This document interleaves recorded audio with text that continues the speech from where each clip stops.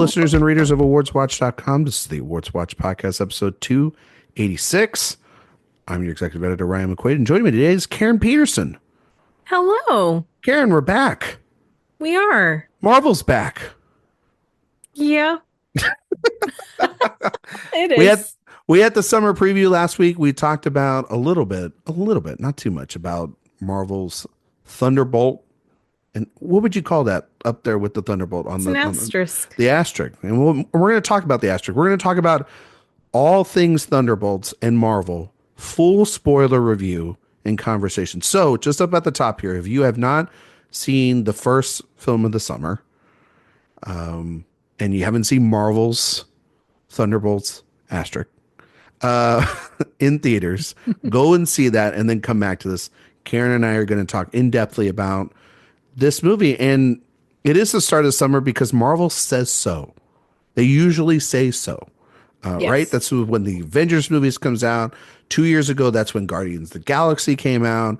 We had Doctor Strange come out. We've had all these things come out. So last year, they only had one movie come out. It was Deadpool Wolverine, the highest grossing film of the year, right? Or no, that was Inside Out too, but it was a top five highest grossing. Top five. It was definitely top five. I think it became the top grossing R-rated movie or something. That makes a lot of sense. It made a ton of money, and it was released right in the middle of the summer. I know Inside Out 2, I think, was the top movie of the year last year.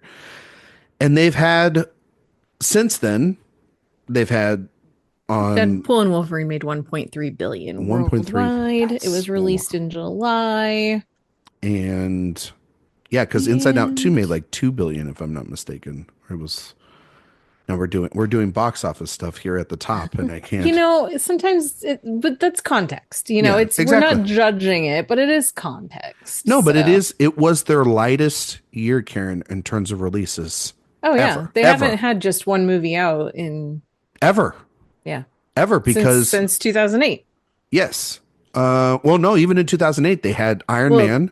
And they had the Incredible started Hulk in 2008. Yes. Yeah, you know what I mean. So Inside Out 2 was number 1 at 1.69, so 1.7, and then Deadpool and Wolverine was number 2 at 1.3, and then number 3. Any guesses?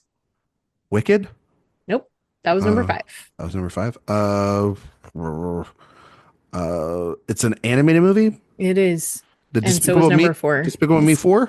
Number 4 was number 3. Okay, number 4 was number 3, and then Mufasa. Oh, that's number 6. That's number 6. Oh, okay. Animated movie. Have I seen this movie? Do you know if I've seen this movie? Know. You know, I didn't. Have you seen I this? watch it? I watched it. Yeah. Is it a sequel? It is. Shoot, you gotta give it to me. So many people are shouting it out right now. Moana 2. Moana 2, that's right. I did not see Moana 2. I wasn't sure. I was like, I didn't see that. Oh, wait. Yeah, I definitely saw that. That's actually how every parent in the theater when they saw Moana 2. Because it was supposed to be like a ticket for it.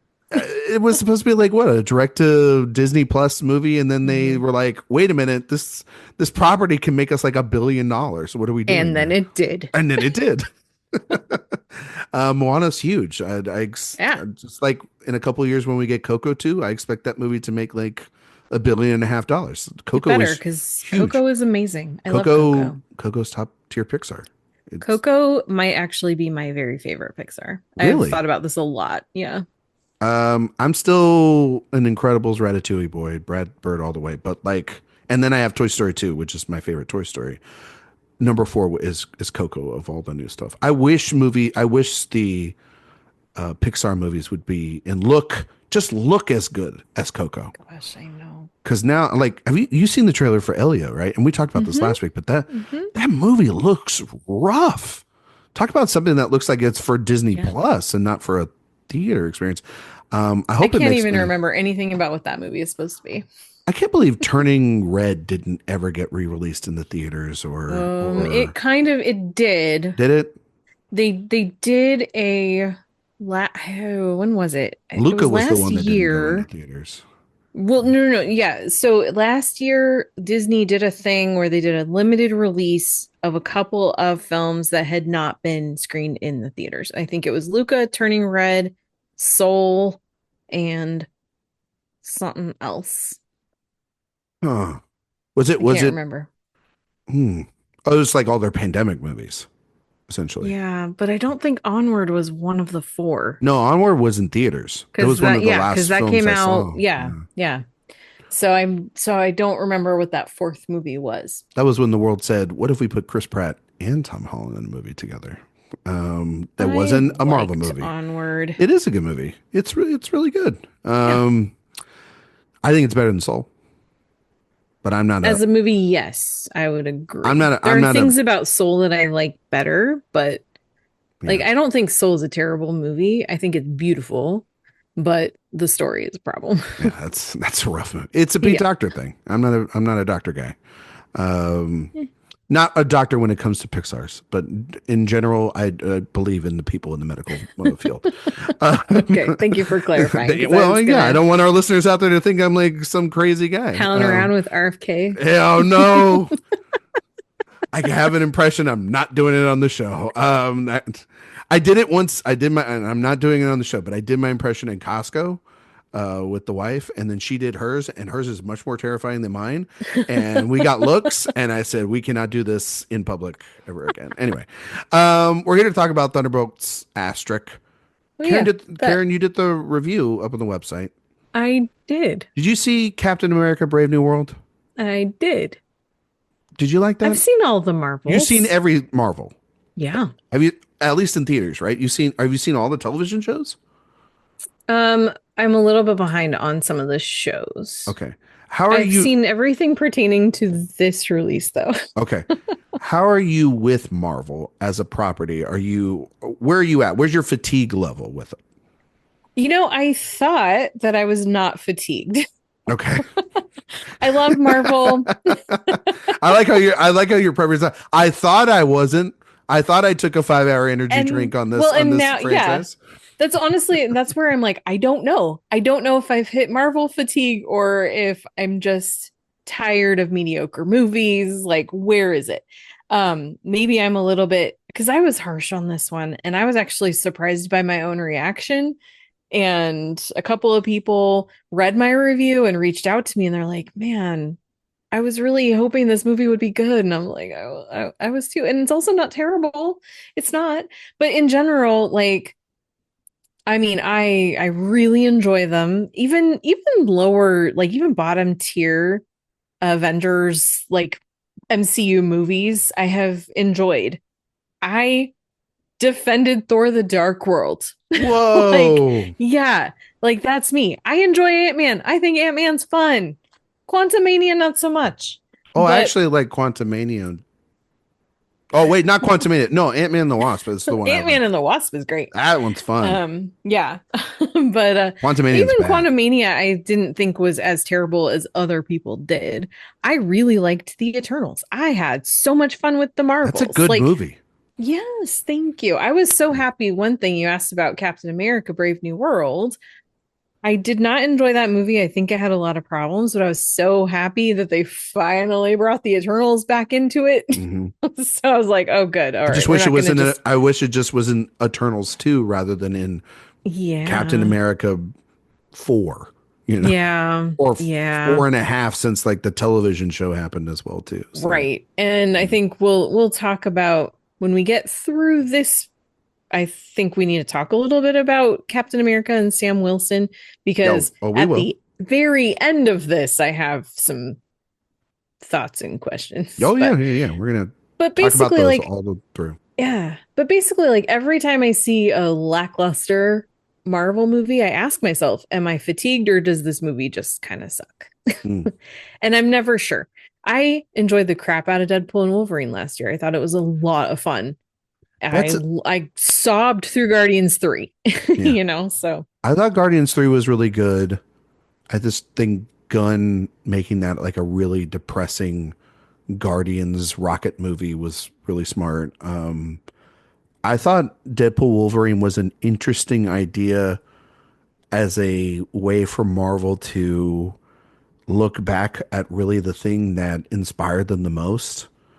The way in which it uses nostalgia, or it particularly about the Fox acquisition of that world, and the way that Deadpool Wolverine does it is I actually think really great. I think that movie gets a little too much of its own self, because it's the third iteration of this. I think also when the Marvel stuff has to get injected into it a little bit, that's when that movie gets lost.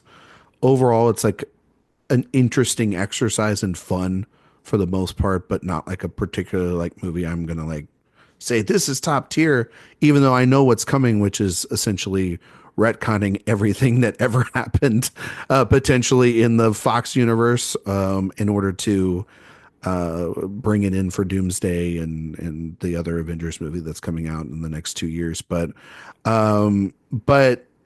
I saw Brave New World. We did a podcast earlier this year with myself and Trace. Just a completely incoherent mess of a movie that honestly shouldn't exist. It felt like a bit of a waste of time for Sam Wilson as a character, for the MCU at large. When Eternals and the Incredible Hulk are the reference point for your movie, instead of like the TV show that you had before. And really, I think that TV show just does no favors for that movie, because the next time we should have seen Sam was on a movie screen rather than on a television series. But Right, but if you haven't seen that show, then you don't understand a huge part of the plot of the movie. I think you don't understand that movie. I don't think you understand this movie a little bit. Correct. I think that this is the problem with Marvel, Karen, and I think you feel the same way. Is post Endgame, the reliance on television shows and 8 hours of television over the course of a couple of seasons to continue a storyline that also requires you to pay a monthly subscription and then $40 to the theater if you're taking you and your friend or your significant other, and then just this crazy amount of buy-in to a storyline at this point. And that can get really messy, convoluted, unnecessary in a lot of ways. There's a lot of that. If by now, if you're not invested in this story, I don't think you can get in anymore without spending an entire week worth of your life catching up on this stuff. Oh, a month At least, and yeah, in a month, and trying to talk to your friend about like, wait, what this like, even post Endgame, the films itself, they've all been up, down, middle. There's no consistency anymore with this stuff anymore. And it's really interesting. Not. Yeah. Well, and the thing is that like, so I look at the ones that I have not just thought, oh, that was pretty good, but I've actually really, really loved, like really walked away going, I enjoyed that one. It was Shang-Chi and the Legend of the Ten Rings. It was The Eternals, or Eternals. I think they dropped the. I kept getting confused. And then Ms. Marvel, or sorry, The Marvels. I really, really enjoyed those three the most. And when I look at that, I think it's because all three of them, I mean, of those, the Marvels ties in the most to other properties, like with the Ms. Marvel show, with Captain Marvel.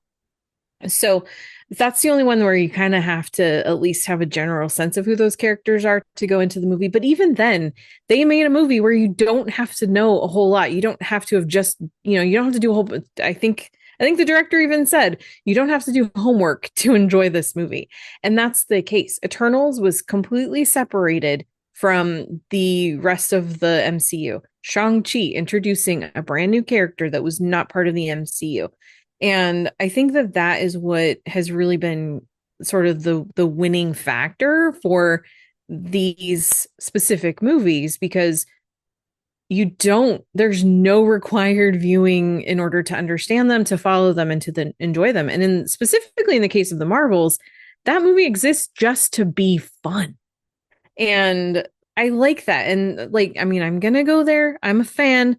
When people got so up in arms about Martin Scorsese saying these are just theme park movies. He's not wrong. It Nope. just so happens that I enjoy theme parks and I enjoy this particular one. And I'm not offended by him saying that because these movies shouldn't be so like people make these their personality and stop it. Just stop it. Go outside. Some movies are just spectacle, and Yeah. some movies, I mean, it goes back to the Mad Men line. That's what the money's for. Like, And listen, there's nothing wrong with enjoying it. you know, It's okay. sometimes this happens in award season, right? Where these really successful, popular films get in the awards race. I'm thinking of the last couple of years with like our beloved Top Gun Maverick, Barbie, Wicked. These movies that made a ton of money. And then people are like, wait a minute here. Wait a minute.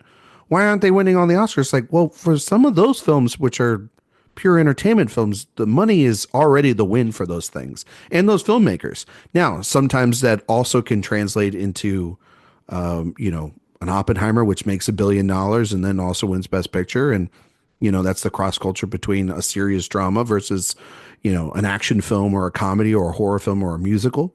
But the Marvel films have always been popcorn films and entertainment.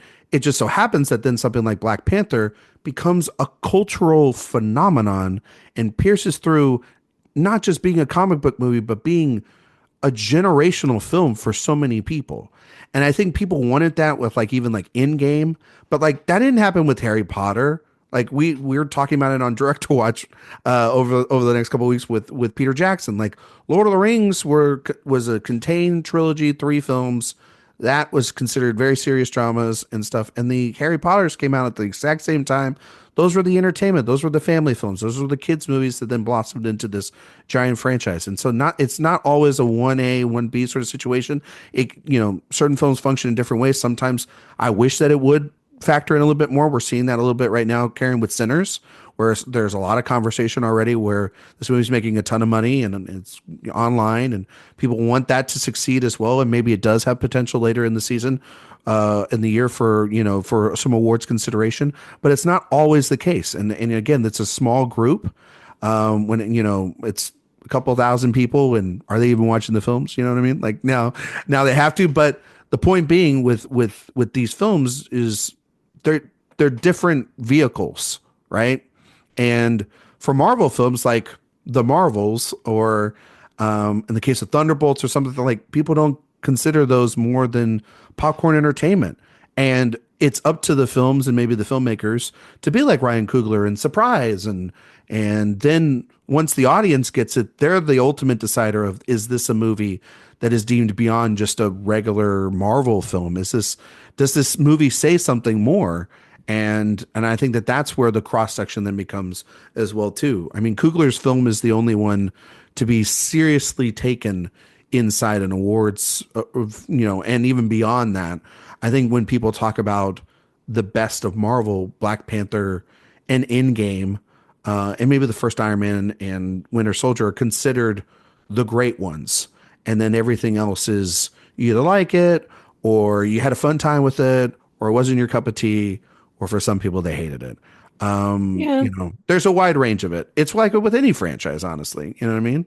Yeah, it's true. I do want to touch on one thing that you were saying, though, because I do think that even within a popcorn movie that is there to really entertain and make a lot of money, which is Mm-hmm. totally a valid reason to make movies, it's fine. That's how you can afford to make the smaller movies. um, but I mean, there's still in the good ones that Mm-hmm. really stay part of the culture, there's still depth to them. Oh, for Barbie sure. has For depth sure. to it. Top Gun Maverick does. Yeah. When you look at the MCU, you have, Wakanda Forever deals with grief. It's not as strong as Black Panther, but it's still, it still deals with Endgame deals with it. Yeah. Endgame does a lot. Iron Man 3 deals with postpartum post-traumatic Stress disorder. Yeah. Yeah. I mean, Thor Ragnarok deals with colonization. Mm-hmm. Captain Marvel deals with misogyny and again with like genocide and these big topics. And so even within these movies that are just there to be fun, the best ones also are dealing with actual issues. They're just finding an entertaining way to, I mean, Guardians 3 as well. They're finding an entertaining way to do it. I think where my questionably maybe I'm there Marvel fatigue comes in is when a movie tries unsuccessfully to be deep and meaningful and is also not just really fun. Like, Yeah. be one or the other or both, but when you're trying to be both and can't quite do either one, that's where you lose me. And then I think that's where we could perfectly go into Thunderbolts and talk about a film that I think you and I agree is struggling to find its identity from the get-go. So Karen, the review is up on the site, but if you could, in podcast form, tell me your thoughts Just kind of recap it. on the Thunderbolts. Yeah. And this is one that I went into. I mean, I like everybody that's in this. I was very curious how they were going to handle certain Florence characters. Pugh, Louis Pullman, David Harbour, Sebastian Stan, Julia Louis-Dreyfus, Wyatt Russell, just Hannah John Kamen, Olga Kurylenko, Geraldine Viswanathan. It's a good cast. It's a good cast of people. It's a great cast. And I went into it, I was disappointed with Captain America earlier this year, but the trailers for this, I was just like, okay, this looks like we could be onto something. Like I hope this is, and people were billing it as like the MCU's Suicide Squad, which didn't feel totally accurate to me. I mean, I understand where they're going with that, but the thing is that these characters have kind of already had a little, in some degree, have tried or have had some, what's the word I'm looking for? It just left my brain. Like maybe they started off bad, but they've kind of come around. Like they've had an epiphany. Yeah. They've had they've had an arc enough to be able to come around and us take them as anti-heroes or exactly. As the heroes of the story. Yeah. Right. So like with Ava Ghost, at the last time we saw her was in Ant-Man and the Wasp a long time ago.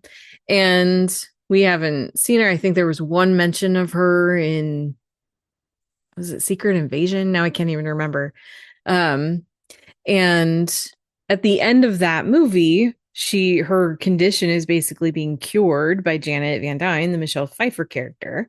And so who knows what she's been out doing since then, and the last time we saw Taskmaster was at the end of Black Widow. And, so we haven't known what's happened to these people. And so I was really curious how these folks are going to team up and why and what that would look like. And I think that the idea is an interesting one. The idea that, so you have Julia Louis-Dreyfus's character, Valentina Allegra de Fontaine, how she's been running this organization and all of these folks, she's just been collecting as her agents and she's been having them do all of her, dirty work for her. And so basically looking at now she's in a situation where she has to get rid of all the evidence against her. She's facing an impeachment hearing. She's the CIA director. And so these are loose ends that she has to tie up. And so she throws them in a room together to take each other out. Why she thought that was going to work, I don't know. But so that's like point number one, was just like the idea of this is like kind of interesting, but also shows someone who didn't think this through, for as smart as she should be in her position. Didn't quite make that make sense. And I feel like that's what you get throughout the movie. There's a lot of ideas that are interesting, and it tries to do some things with mental illness and with grief and trauma and post-traumatic stress and anxiety and all of those things, but it just does it in such a messy way. And it ends up being ultimately just really dissatisfying. And it's a movie where a lot of the bigger moments and a lot of the funnier lines of dialogue are already part of the trailer, so you already know what's coming. And even if you don't know a specific line, you know the follow-up to it or the one that preceded it or whatever. And so there's not a lot of surprises. And I think that it ends up being a movie that it's kind of entertaining to watch. I didn't think it was horrible. I wasn't miserable during the experience, but I felt really empty when it was over. And I sat with a couple of friends and we talked about it afterwards. And I was just like, I feel nothing. I feel nothing for any of these characters. And it felt like a lot of emptiness. And it just, I at this point in the MCU, we should not be getting movies like this. I agree. I think that at this point in the MCU, man, it should be a grand send up, and they should be, after a year essentially off of the main storyline. Mm-hmm. This should be, all right, we took a year off. We have this movie. We have Fantastic Four. And then we're having 2 event movies come out back to back, plus a Spider-Man movie in there as well.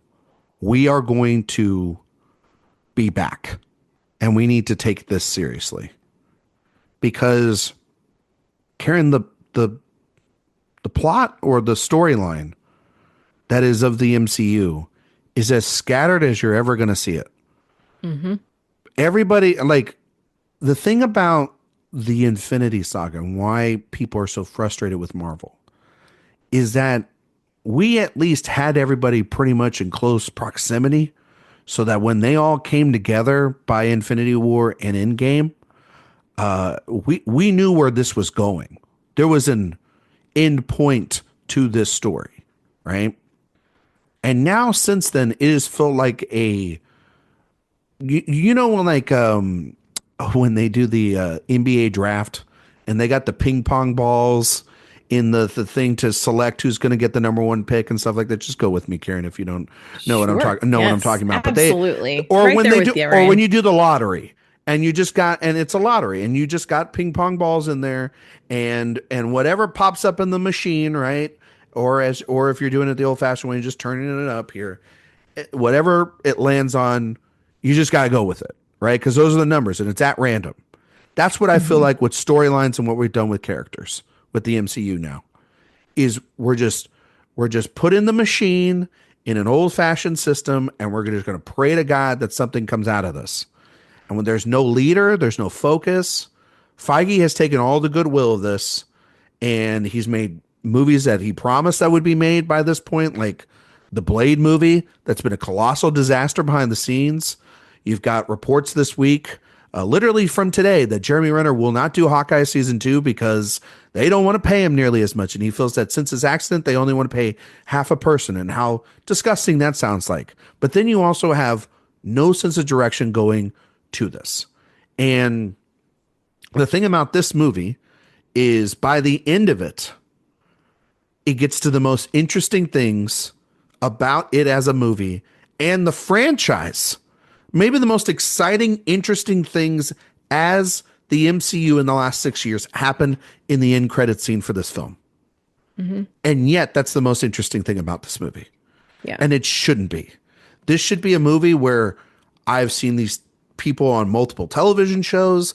I've seen them on the big screen. I've seen them in one way or another. And we are building up to this. And this is, honestly, this movie isn't about Florence Pugh.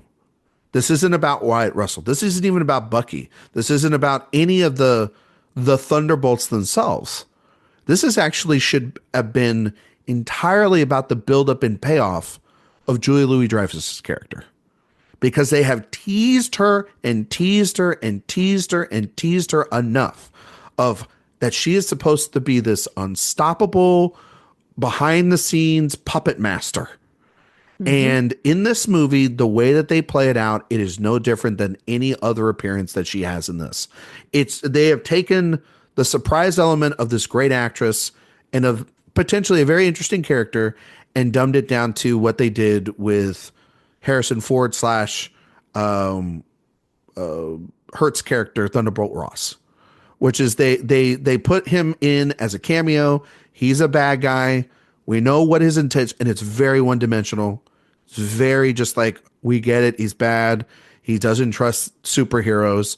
And in this, her whole thing is, well, I'm being investigated. I got to get rid of all these loose ends from all. And it would have actually been really cool, Karen, if they would have killed everybody in the first 15 minutes of this movie. I'm not even joking. I think it would have been really funny if we promoted the hell out of this movie, and in the first 15 to 20 minutes, all these characters died.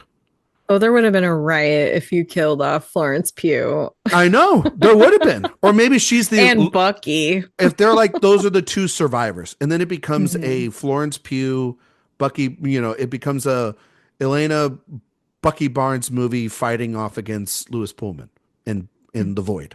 And that so you mean you think everybody should have gotten the Taskmaster treatment? Yes. I am so angry about that. I was like trying to figure out more should have happened. Well, that woman has been done dirty in 2 movies now, because she's not going to be dirty in 3. I can tell you that. Nope, she's done. Well, and that's the thing. In Black Widow, Taskmaster shows up and is in kind of a few scenes. You don't actually get to see the potential of what Taskmaster as a villain is capable of doing. I mean, the way that she fights, she's able to perfectly mimic her opponent and like be basically just unbeatable. And it's incredible. And we never really got to see that. And she's basically just treated like a henchman in Black Widow. Yep. She shows up in this and is literally shot in the head and then burned 5 minutes after she shows up on screen. But I think this should have happened to more than just one, because otherwise... And I wouldn't be so mad if that was the case. That's what I'm saying. I think more of them should have died. I think there should have been more characters. I think there should have been like... We're only left with like the best of the best at this point, because there are 1,000 characters, it feels like, in the last 6 years that have been introduced. And I know that she was shooting Sinners at the time, but this kind of feels like a movie that Kate Bishop, Haley Steinfeld's character, would have been in. This guy, like, it feels like every secondary non-essential character should have been in this movie. And the ones that like are the C team, D team, kill off in the first couple minutes, and then they got to recruit the rest of them. Like this movie really should have done a little bit more of that, because then it ups the stakes rather than what they do in the film, which is, they kill off they kill off Taskmaster within like the first 20 minutes, which you're just like, oh, okay, that seems weird, but then they don't kill anybody else off. Then this whole movie is about the checks and balances or the corrupt power of someone like, Valentina. And none of that is paid off. None of that, the only thing that's paid off at the end is that she owes them big time, right? Because she gets caught, which is a total cop out. Like, just completely, once again, like, this character is again getting off when there should, like, this woman should have been in a jail by the end of this movie. Like, she shouldn't be still like hanging around in the universe, but she's going to be around there. Like, and yet this movie is really centered around Florence Pugh, who is probably the best new character we've had introduced in a long time. And that's because Florence Pugh is a really great actress and can sell a really bad script on a bad day and a good day. And she's great in this. She is head and shoulders next to Lewis Pullman, the best thing about the film. Their dynamic's wonderful. I want to see more of them. I think the interesting idea, though... Well, apparently we will. I mean, we will, because we've seen that chair, right? In the little video or not the little video. It was like a 8-hour video that they did all that announcement. But it introduces themes that we've seen before. Post-snap, the idea of grief, the idea of loss, the idea of being alone, regret. We've seen all this done before.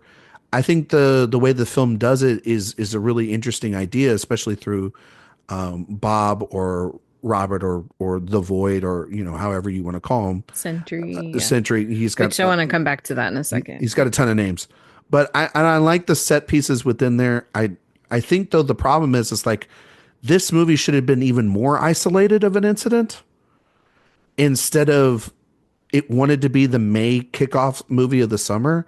And so it has this weird thing of like wanting to be Florence Pugh's movie and a Bucky Barnes side mission mixed with a team up movie to set up the next film and the next film. Mm-hmm. And it's got too many hats on and it's not deciding which one it wants to be. And I just wish it was more focused. Actually, I just kind of wish it was a Black Widow sequel. That would have just been the smart thing to do and just call that what it was. She was a widow too. So but then you don't have. But then you could have you could have had these all be cameos. But I'm saying yes, you could make it a Black Widow too because Yelena was also a widow, so you can make a Black Widow too without having Natasha Romanoff come in. Exactly. And but also the last time we saw her, it wasn't in Black Widow. It was in Hawkeye. Right. And so it's like, if that's the thing I was thinking about. I was like, when was the last time we saw Florence Pugh in this franchise? I was like, oh my God, that's right. It was in Hawkeye, a show that like none of us talk about anymore. And which so actually I thought was good. It was a good show, but then it sort of retcons itself with the Wilson Fisk stuff with the new season of which I haven't started watching yet. I ended up watching it because surprisingly the Daredevil show that was on Netflix was actually really good. Mm-hmm. And then the season of Daredevil was much like most of the stuff that's come out from Marvel, and been very frustrating, but there's still some good stuff in there because it's because the characters in there are really rich and really good. But anyway, it's just this is a weird movie, Karen. It's a very weird movie. One of my frustrations with this is actually very similar to a frustration I had with Captain America Brave New World, which was that we're teased in the trailer, or we're not quite sure what the threat is in the trailer, but as the movie starts, it seems like the big villain that we are going to ultimately have to fight against is Valentina. In leading up to Brave New World, it seemed like the Red Hulk was going to be the big bad guy, fighting against Ross. And it turns out, no, there's a whole other villain in that movie. In Thunderbolts, there's like Valentina's obviously the antagonist, but she's not even fully a villain. Exactly. They're not totally sure what's going on. By the way, in my review, I called her a mustache twirling villain without the mustache because I feel like that's exactly what they do with her. But then, like, the really interesting villain stuff, similar to Brave New World, the interesting thing is when you have the Red Hulk come out, but that's like 5 minutes and he's done.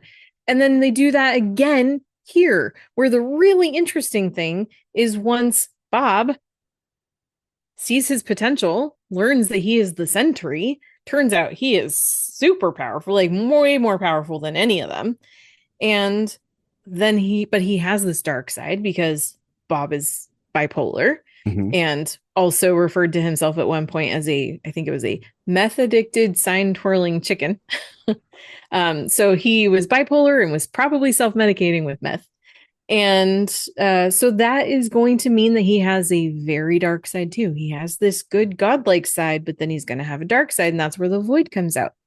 And that leads to like a third act that is just, why wasn't this more of the movie? Like, why wasn't this what we were clearly building up to? Why didn't we see more of this sooner instead of just shoving it in toward the end?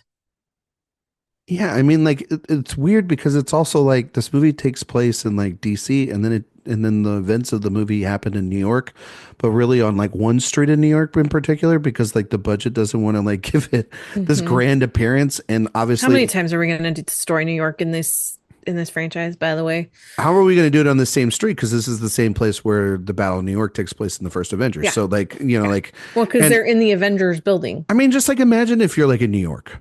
Right at this point in the MCU, and you like moving into Oh, your I'm apartment. living in a brownstone in Brooklyn at this point. Well, it got all the way there. He got all the way there, and that, you know, everybody's getting wiped out at a certain point. Queens you're just is like, looking really good. I think no, Karen. I think in like Los Angeles looks really good for you right now. This is why I live in LA. I'm thinking like, you know what? They don't destroy LA very often. You know, in movies. I'm just walking trying to get a bagel here. I'm walking my dog in the park, and then all of a sudden, bam! I'm just like in a grief void that I didn't ask to be in. Like, I don't want to be in that, you know? But that's the thing too. But they make it look like it's so dangerous, but all of that is immediately fixable. But like, see, nothing is permanent except for Taskmaster. But the only exactly. The other thing about it is too, is like it's so isolated in its idea of this void, and it should have been like to save Bob or to get out of it. It shouldn't have just been going through Bob's, you know, like it really wanted to be like Eternal Sunshine for the Spotless Mind is what it kind of felt like. But it would have been really wild to see, like it was like Eternal Sunshine media Inception, right? That's what it kind of felt like, going through grief dream within a dream, and all the bad moments of your life. But then I was like, okay, well, like, how are they getting in here? And what about all the thousands and millions of people you just put in this thing as well? And it's like all because of him. And like, the problem with this movie is there should be another movie, or there should have been a little bit more time to explain what was going on. And the movie doesn't allow you to have any of that, because it wants to just get you on it wants to get you on the emotional connection that the Guardians of the Galaxy had.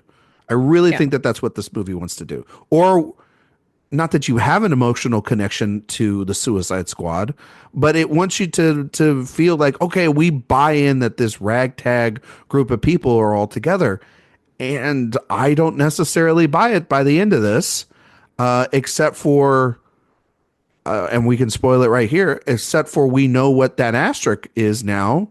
Well, before we get there, because she doesn't want me to spoil it just yet, folks. Exactly. Well, but that's the thing. I think that so much time is wasted getting to a point, and so then the resolution, what saves the day, the point of that and the impact of that is totally lost, because they win this fight with a group hug. Yeah. Well, much like a group hug saves the day, which would much like Guardians when they hold hands. But yeah, feel it at that point. Oh yeah, because we cared about them at that point. And the thing is that this just didn't. And it's not that I don't care about these people. It's just that the focus has been spent in the wrong way, and so that group hug at the end, it became. I literally turned to my friend and I said, "Are they saving the day with a hug?" And she's like, "Yep, that's what we're doing." I'm like, okay, all right. It just didn't feel. I didn't feel the emotion that I should have felt in a moment like that, which those emotions are totally possible in these types of movies. We have seen them happen before, and it just didn't land. The only one that I actually felt the connection with was with Elena and Bob, and that's kind of how that's why I think this movie should have just been her story and not trying to push everybody else in there. And it feels like they didn't. It feels like someone in a focus group said Florence Pugh is an Academy Award winning or nominated. Sorry, she hasn't won yet. She will one day. I guarantee you she will. She's an Oscar nominated, very, very high on the call sheet name, but we don't know if she can carry a Marvel movie. So let's put everybody else in here. And it feels like, no, if you would have just called it Black Widow 2 and had the same story, like nothing has to change. You don't have to call it Thunderbolts. You can just call it Black Widow 2. Honestly, it probably would make more money if you did. And you just put her in the forefront of it. And then made it all about her getting this team, and Bucky can come and help her. But it really is about her arc with Bob. That's the only thing that matters in this, because the stuff with Walker, the stuff with Taskmaster, all these other characters, like they're all servicing those two characters. And even Valentina, that's all servicing her. And honestly, it's built up through the arc of the end of Hawkeye to then transition for it to be her story in the first place, because she's the one that signs up for this job with her. So it all kind of makes sense to just make it her story. The movie doesn't want to fully commit to that and continue that thread nearly as much as they want to also, because they should be tapping specifically into her trauma, specifically into her story, her sense of feeling alone and isolated, and everything in the midst of figuring out the real thing about Nat, the real reason why she was betrayed and all this different stuff, and why everything that she was told by Valentina was a bunch of bullshit that Clint confirmed by the end of Hawkeye season 2. So it doesn't really make sense. There's only one. Or season 1. Sorry, it feels like everything has like 900 seasons. And yet she's still happily working with her, almost, it feels like, until she's like not. And so yeah, it's really weird. It's really weird what they do with Bucky in this movie.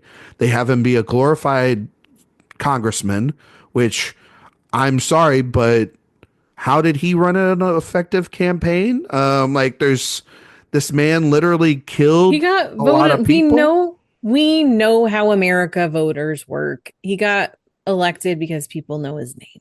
Yeah, well, yes, but like, all you have to do People is don't care. all you do is have to do a little bit of background information into that man. But But he also, I mean, What state is he in? Doesn't matter. Who cares? I'm just wondering what Bucky's state is. I'm just like, it's Doesn't not matter. just his mental state, He but is also the congressman of all the states. But the other thing too is the movie doesn't even tap a little bit back into. I mean, he's from New York, right? Yeah, I guess so. But he's I mean, shout out to him being in DC. It looks like, and living there in what literally looks like the kitchen used in season 1 and 2 of House of Cards. But It probably is. It's a corporate apartment. Exactly. But we don't even see, I know that Bucky's been through a lot, and we've seen that a lot in the film, but like, we don't even see him go through the void and grief stuff as either. Like, the movie is so weird. It wants you to have these characters be together, but it doesn't want to commit to all of them going on this rough journey. We don't even see, like, when Valentina touches Bob's hand, we don't even see that change her one bit. No. We don't even see anything of being like, we do see that she's had this experience. yeah, but they don't do anything. It's the first time we have vulnerability of that character. Yeah. And we don't, and they don't do a damn thing with it. It is just, and I think that's there so that you don't feel too like, bad. Well, not just that, but like, so you don't feel like, oh, this bitch needs to die, you know? But Julia Louis-Dreyfus plays it so well. She does. Yeah, that's great. the point of that character, and has been the point. Like, she literally tries to kill Martin Freeman, and she's trying to kill all these people. She is a villain. It is okay for villains to die. Yeah. And it's also okay for female villains to die. Not in the MCU. Not in the MCU, though, apparently. They just have to go to the prison in the middle of the ocean or whatever. That's where she should be, honestly. She should, yeah. And And the thing is, and I know you want to talk about the asterisk, I'm going to say, this movie, for a movie with a title that ends in an asterisk, it should have been funnier. Yeah, this movie should have been cheekier. It should have been like, just have more fun with it. You can have fun with a movie about depression and mental illness. Lots of people have done it. It can work. This just didn't. It didn't do it. Well, even Guardians of the Galaxy. All three of the Guardians of the Galaxy movies deal with it. Yeah, I mean, this movie though is written by the writers of Thor Ragnarok and Black Widow. So you do kind of see that a little bit. Also, one of the those are great movies.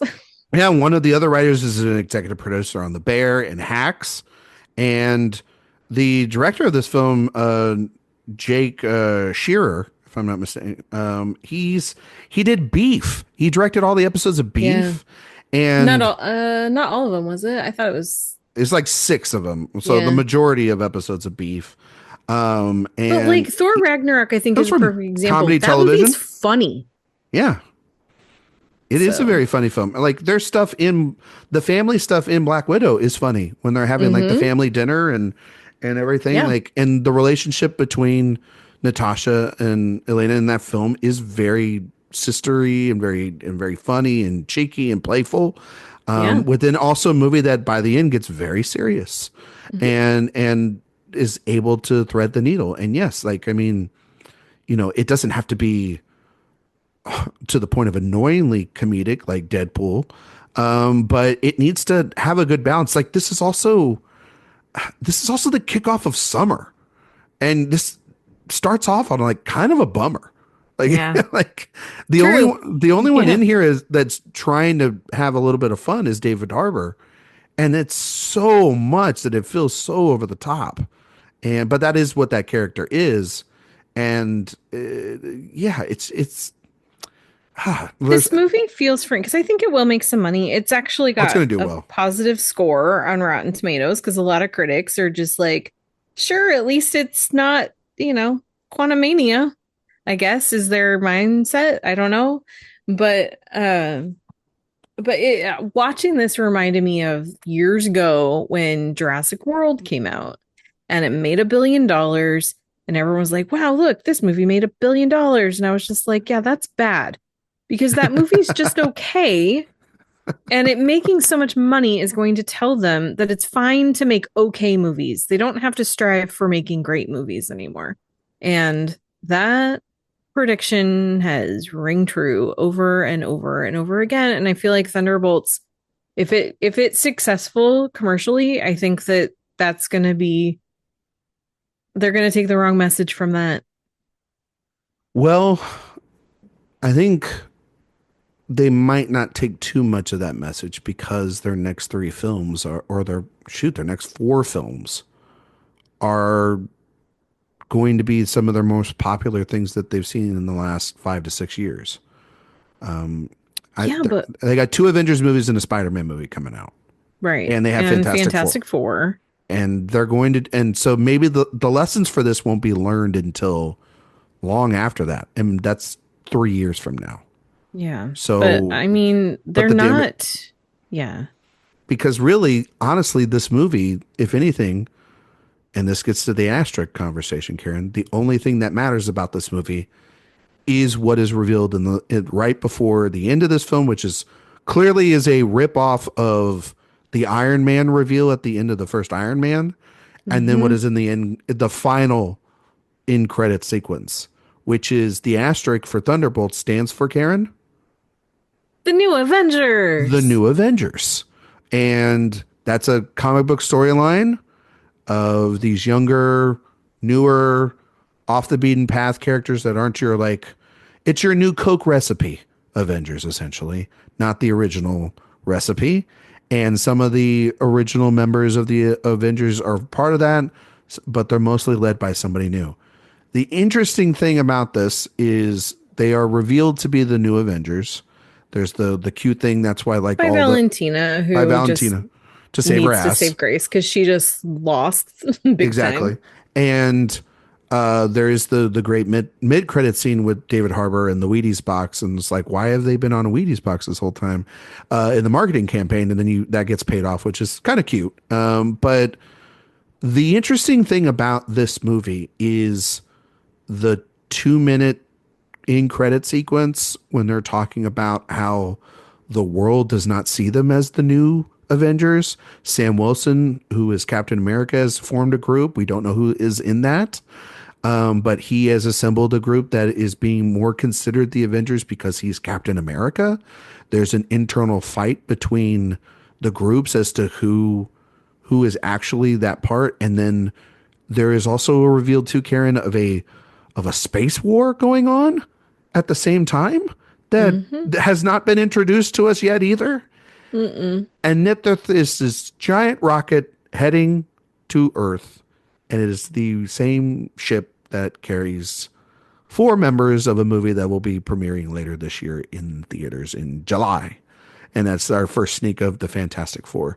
Karen, what are your thoughts on this probably being the most consequential, fascinating in credit sequence that Marvel's had in maybe a decade? It's funny because a lot of people have complained about previous MCU films feeling like, oh, this is just here to set up the next movie. And I have generally disagreed with that because I feel like every movie it has, it has its own storyline, and a lot of times, yes, you maybe need to know some things about certain characters, and yes, it is definitely, a lot of times they are putting things in place, but I've never felt like a movie really truly existed just for the sake of what's to come until Thunderbolts. And that end credit scene, I mean, I was already feeling it, but that end credit scene just sealed the deal. I was like, okay, yeah, this entire thing is just so that these characters have a reason to know each other in the Avengers movie.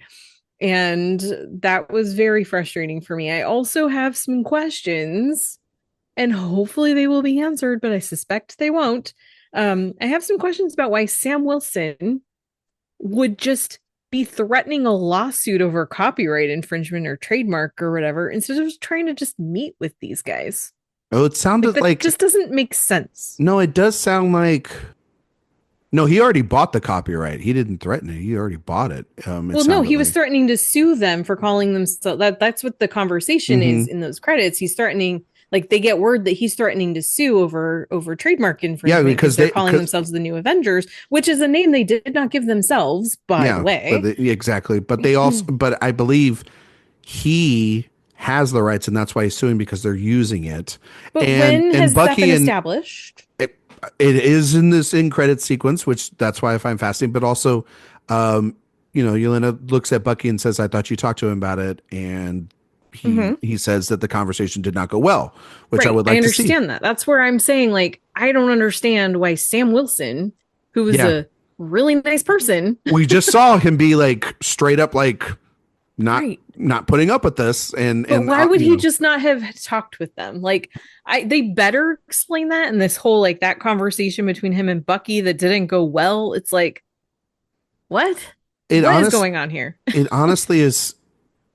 The thing about, and I've been saying this, I said this on the Brave New World episode earlier this year, and I'm going to reiterate it again. Marvel is in a massive lose-lose situation here. Because if they overly explain everything for the last 6 years, 7 years starts to crumble post Endgame. And yet what I find so fascinating is they do seem like they are moving a story along forward where the Avengers are, there are no Avengers. Everybody's scattered, right? Yeah. Everybody is going to just be scattered, and it's probably going to take the second film for everybody to get together, right? Whichever, I forgot what the title of that darn thing is, but I know the next one's Doomsday. Then that's where Downey's Doctor Doom. Do we have a title? We do have a title for it. It's crap, Karen, do you remember what it is? Avengers. Let me think. It's Avengers Secret Wars. That's right. Secret Wars. That's right. I did know that. So that feels more like the Secret Wars feels more like a film that would be before Doomsday, right? Because then you would have all these battles of the Avengers going on against one another, and then Doomsday approaches towards the end, and really he's been the you see like the manipulation in the battles, the Secret Wars and whatnot. I don't know. Maybe that's how it should be. I don't know. There's probably somebody out there that loves Marvel that's like, Ryan, you're an idiot. That doesn't make any sense. But maybe. But I mean, like, there are things from the comics about Thunderbolts that are not part of the conversation, like, at all. And my thing too, I agree. I don't think that they need to explain everything. But what I'm trying to get at, and maybe I'm just not explaining myself very well, but what I'm trying to get at is this end credit scene to me says either I have misunderstood who Sam is as a character, or Marvel is just not sure what to do with him as a character and who he is as a person, because that's where I'm like, I could see him not wanting some of, right. Like, I can see him not wanting, like, Valentina's people to have that moniker, but does he know any of them? And if he does, why? Well, I mean, he does know Bucky. He does know Walker. Bucky. Like, why wouldn't he want Bucky to be part of the Avengers? Bucky was part of the Avengers. Well, because he's part of, I guess, with this group. I mean, I don't think he would trust Walker because of his run, you know, with all And why would that. And Bucky pick these guys over Sam? yeah, it's a fair question. It's a little bit of the open-ended question, like at the end of Ant-Man, where we didn't know the details going into Civil War of why everybody's on opposite sides, but we knew that that was coming, and that was fully explained to us with a filler movie before we got Avengers movies. And we could trust it, and this one we can't. Exactly, and I think the thing is that they have one film left before the Avengers movie, and which is about new characters we need to meet in an entirely different universe. Yes. Dealing with entirely different shit. Yes. Decades long before the events of the movies here.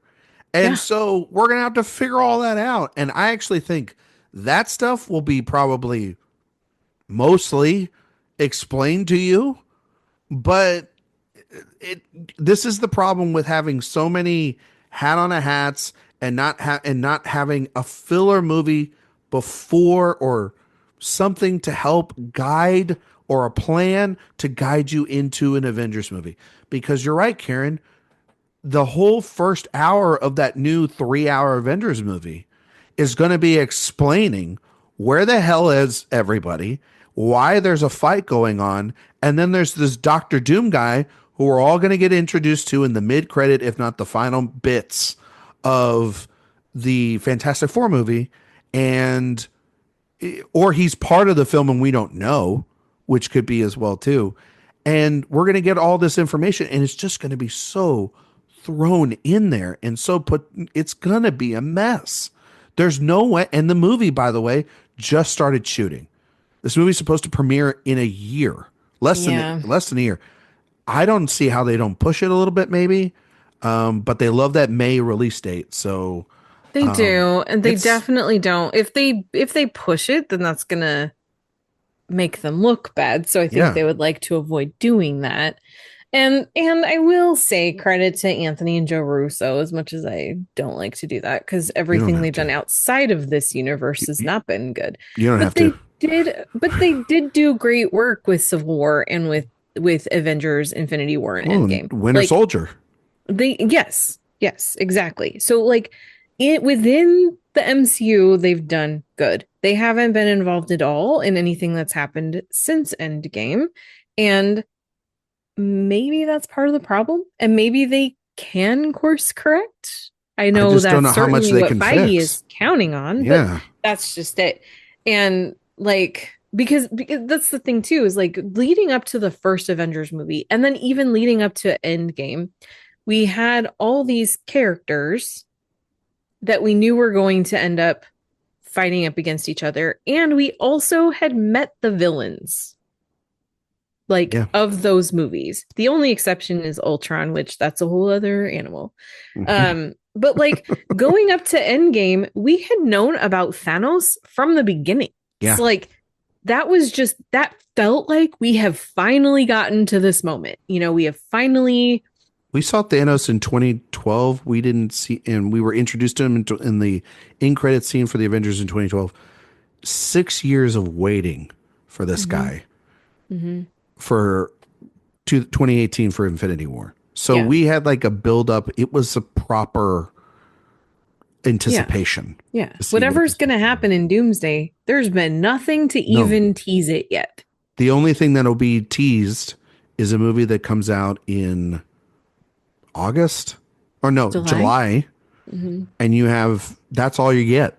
And he's not even in the credits right now as a villain in the film. So he will be a post-credit introduction probably to this universe as a bad guy. And we will not know his intentions until the post-credit scene of that movie. And that's why I think, and you know, Karen, the other thing that people forget or I forgot about this, and then a friend of mine reminded me the other day. Do you remember that Spider-Man doesn't exist in this world anymore? Oh, I think about that every time. Yeah. And so now when we get that Spider-Man movie, we've got to like reintroduce Spider-Man all over again. We've got to do this whole thing with it. It's going to feel like such a waste of time because then also we have this Avengers movie that's like going to be sandwiched in the middle of the both of them. It's they've just put themselves in a corner. And yeah, I think getting the Russos and Downey back, they're desperate to dig out of it because I wish they weren't bringing Downey. I'm fine with the Russos. I wish they weren't doing this with Downey. I honestly think, and this has been my opinion from the beginning, I think somebody else after Endgame, if they weren't going to take a break, Feige should have handed the reins over to somebody to continue it, and or take a year or two off to build a storyline that's 20 films deep and 6 television shows, you know? Or just don't worry about leading up to a big event team up like Avengers movie at this point. Like if they had spent the last 6 years just doing individual movies, just making fun movies, just making, give us Black Widow's story, that's fine. Finish out, give us more stuff on Spider-Man, that's fine. But like you introduce us to Shang-Chi, you introduce us to, to Ms. Marvel and characters that just don't even exist. I could do without the Doctor Strange sequel. You can do Eternals. You can do these fun things that don't necessarily have to impact any other storylines and just have some fun with it. And then down the line, if a story emerges where it's like, oh, hey, this could be a fun way to like get the band back together, then you can do another Avengers movie and it would feel fun. But I don't like with so many different comics and different through lines and different stories and characters to pull from. I don't know why they're so set on continuing this path of having these movies that build up to a specific movie. I don't know why they feel like they need to still do that. Because you want to know why? I mean, it worked. Yes, it worked once before. But... Well, because the last time they did one of those, it became the highest grossing film of all time. Right. Until they stupid re-released whatever. Anyway. Avatar. Yes. Yeah, exactly. So that's I understand that. The problem is they also were doing it right leading up to that. You're movie. Completely right as well.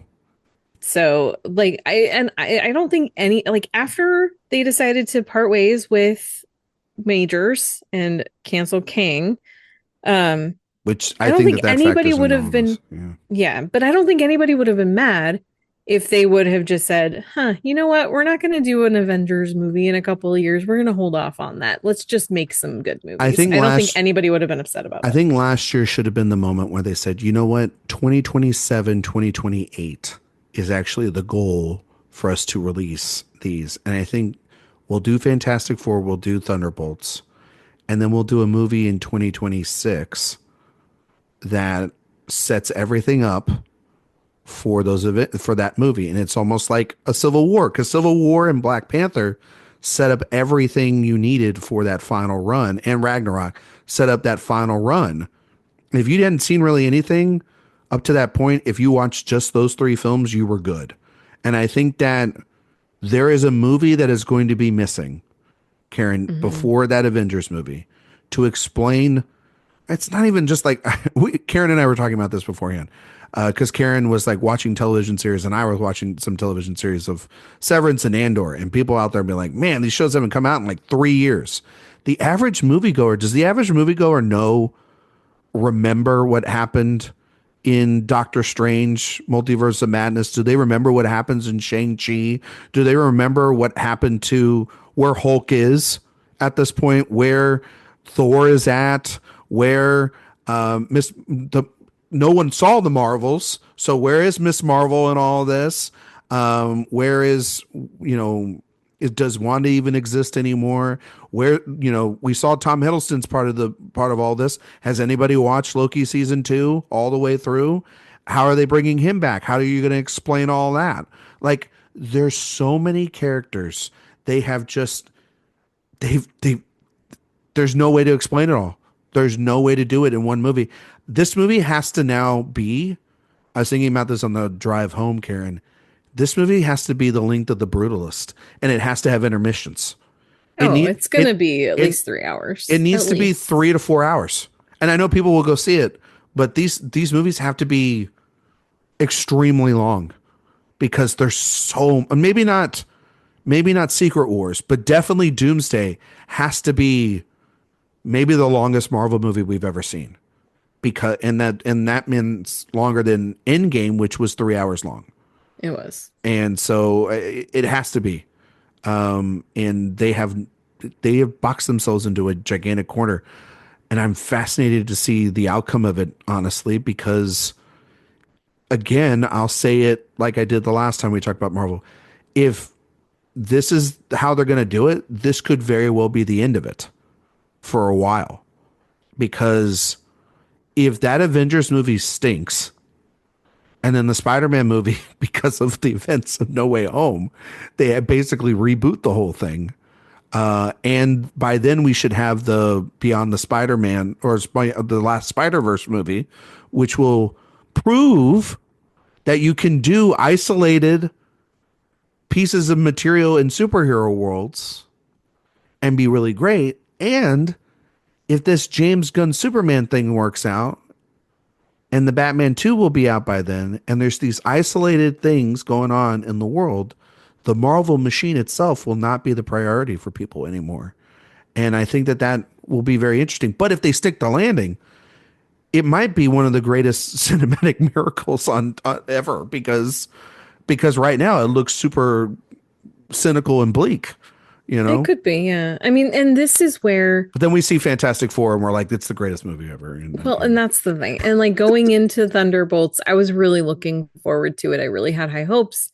And even after being disappointed by this, I still am like, well, maybe they finally figured out the formula for Fantastic Four. If not, then I am convinced that is not a story that will ever work on the big screen. But maybe they got it. I mean, they've got Pedro, so of course I'm going to be there. They did go to the past last time to set up a Avengers movie with the first Avengers. So they did, but they didn't have to connect that again with Captain Marvel and yeah. So I mean, it can work, and that's the thing is like I am still, as much as there's not a reason to be really in everything that we've said, I'm still optimistic for Avengers Doomsday. I still think, you know what? This could be something. We will be there on bated breath, whether we like it or not, in July. And I honestly, because of that end credit scene, was like, okay, I'm interested enough now in Fantastic Four to see what they set up for this big thing. Because next summer, it's going to be huge. We're going to have an Avengers movie. We're going to have a Spider-Man movie. We're going to have a Nolan film. We're going to have, a Narnia film. We're going to have potentially Jordan Peele's film next year. We're going to have a lot next year. Yeah. So I it's going to be a giant buildup with like 100 people deep in a cast, I will say, I do not think a $3 billion Avengers movie is any sort of a likelihood. And I think that, we'll see how Thunderbolts does. It's, out this weekend. No numbers yet at the time that we're recording this. We'll see how that does. If this does reasonably well box office wise or really well, and Fantastic Four does also, then I think it's, Doomsday will be a surefire hit. People will be excited for it. If either, and especially both of those movies just do mediocre box office, I would not be surprised if they do end up pushing back Doomsday. I wouldn't be surprised either. I also just think too, the reception to Downey coming back to this has not been exactly what they've wanted. It is mixed at best.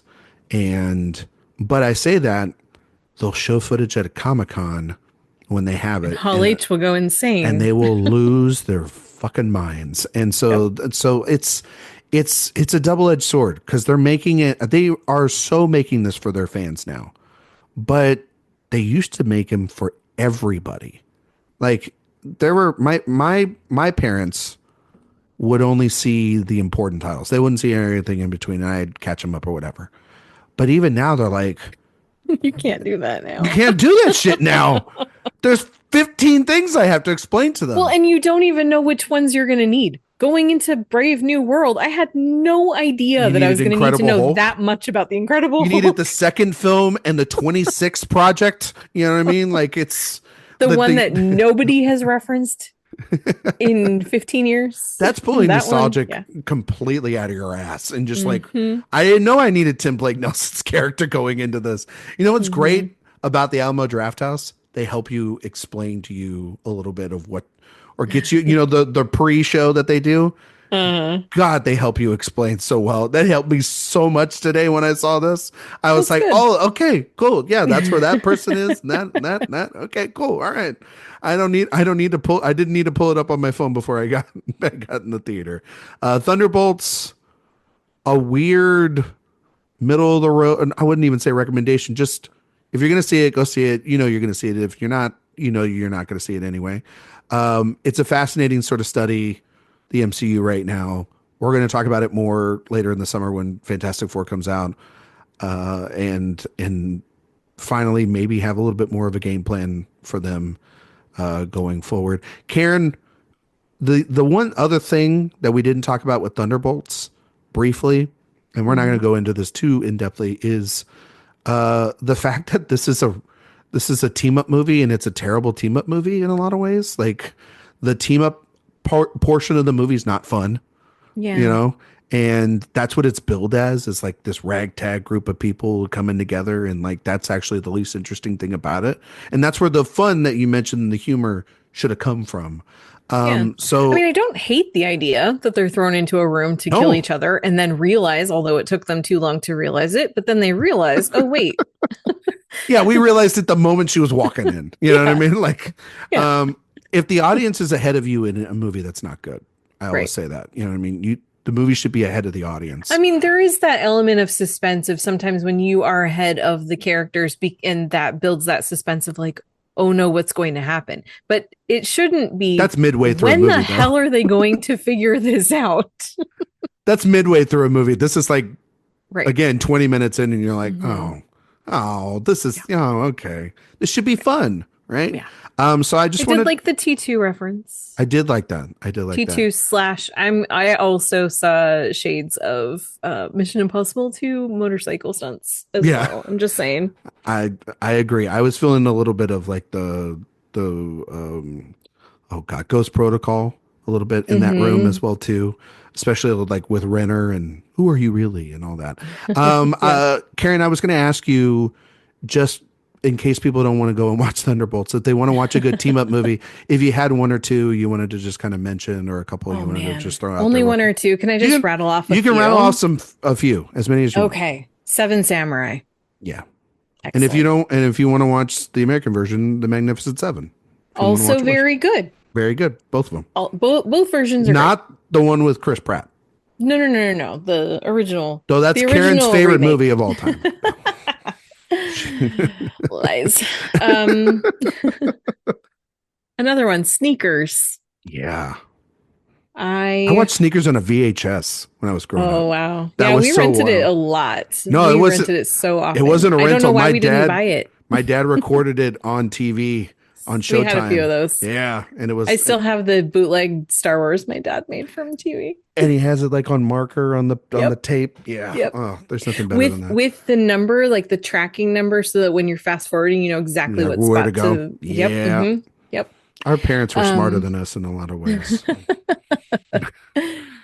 our TVs are better though. But Yes, that's anyway, true. yeah. And then also I love I love Birds of Prey.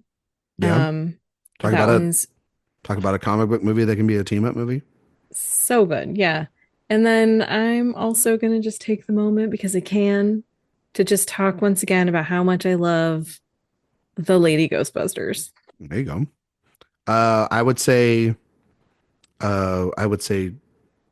the original Ghostbusters is great, but I mean, one of my favorite team up movies. I think it's one of the great blockbusters of the 21st century is Ocean's 11. Hmm. You think we need more? Yeah, we'll I get would one more. never say no to more oceans, but they Well, better undo that's the that line, Karen. bull You think we crap need more? about. We need one more. Technically, Lord of the Rings is a team up movie. If you want to do that Mhm. in It preparation for the is. Peter Jackson series, The Fellowship of the Ring, especially, all about a group banding coming together for one common goal. Team up movie. I mean, for God's sakes, like you could say Raiders of the Lost Ark is a team up between him and Marion. You could say Mad Max Fury Road. And Sala. Don't forget Sala. Yes, and yes, Marcus. yes, much more even in Last Crusade with his father. And, I think the Mission Impossible films are team up movies through and through. I would particularly say, I mean, my favorite is Fallout. And so, but I think the original sets the tone for everything. So I would say the original Mission Impossible film.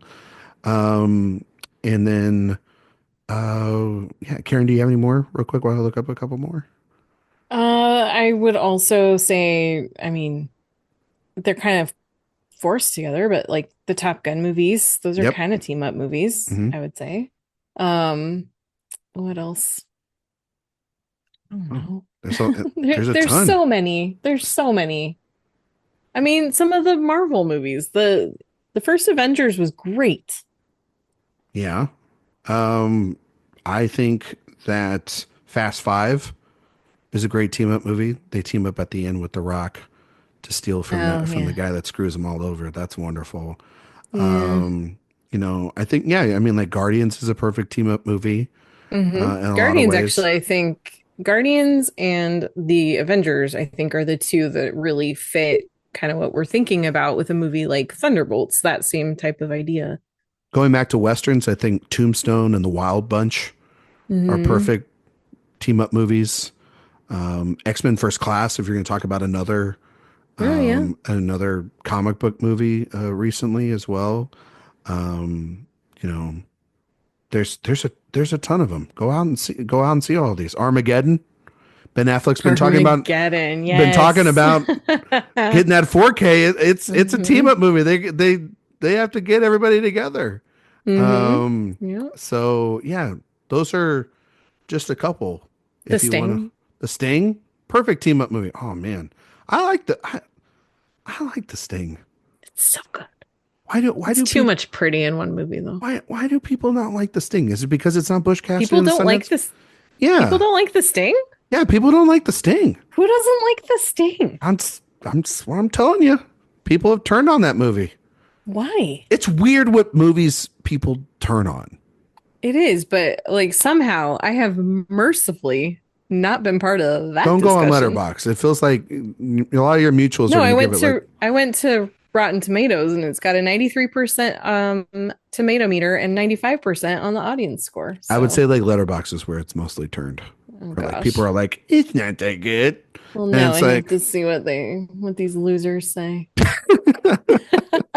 Karen, can you tell? They're just jealous. They can't be Paul Newman and Robert Redford. That's all.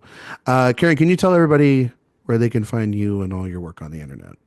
Sure. Well, my written work currently is mostly at AwardsWatch.com, where you can actually read my written review of Thunderbolts ***.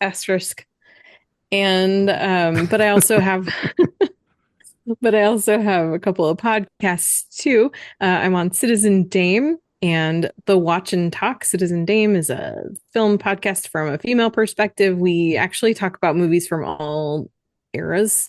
We're currently doing romantic movies from 1987 just because we felt like it. So yeah, Moonstruck, right. The Princess Bride, Maurice. It's been fun. Oh.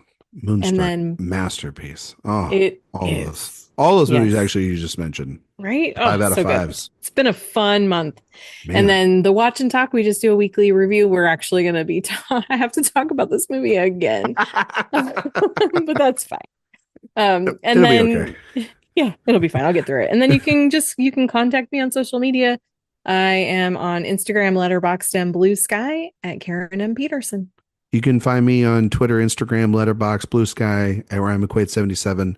If you like podcasts, we got what is that called? Director Watch. That's right. This week's episode for the Peter Jackson movie series, The Frighteners. Karen, you seen The Frighteners? I have not actually seen that one. I really? Need to. What a weird movie. Do I need to? Should I watch it?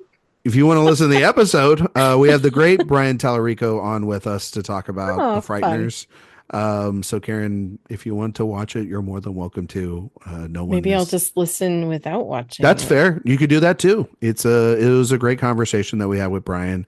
iTunes, Spotify, 5-star reviews. While you're over on the website, please sign up for the newsletter. It's all a great place to get all of our news, reviews, interviews, all in one place. Next time on the main show, it will be myself, Eric, Sophia, and our good friend Christina Biro here to do a preview of the Cannes Film Festival. As all four of us will be heading there very soon, seeing a lot of films, getting little sleep, and Je suis jalouse. exactly, and just trying to enjoy a little bit of some of the best movies of the year that might be coming out. So I'm super excited about it, and I'm looking forward to talking with them and seeing what that festival has to offer. Never been, first time, and super excited. So thank you all so much for listening, and we will see you all next time.